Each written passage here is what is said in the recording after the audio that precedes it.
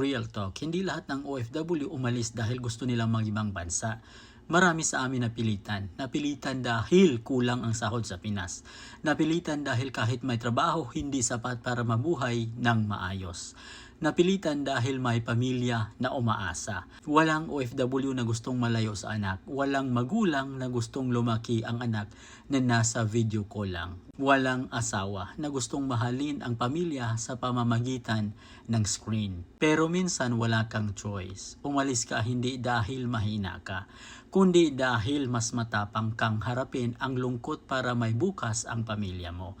Habang ang iba ay nagstay sa comfort zone, ikaw pinili mong magtiis sa ibang kultura, ibang wika, ibang batas, ibang lungkot. Kaya kung OFW ka ngayon, huwag mong hayaang maliitin ka ng kahit sino. Hindi ka tumakbo, lumaban ka. At kung napilitan kang umalis para sa pamilya mo, tandaan mo, may saysay ang sakripisyo mo.